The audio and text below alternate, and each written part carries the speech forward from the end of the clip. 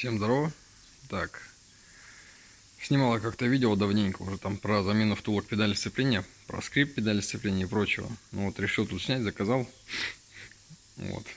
Думаю, ну обновить уже втулочки. Достаю. Износ на втулке, но совсем маленький.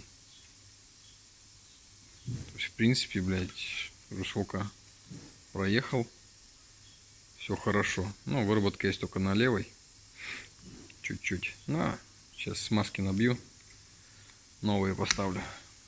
Стоят они копейки, так что. И съем педали там, блядь, занимает 3 минуты. Так что вот так вот возьму фиоловую, туда смазку запихну. Для подшипников.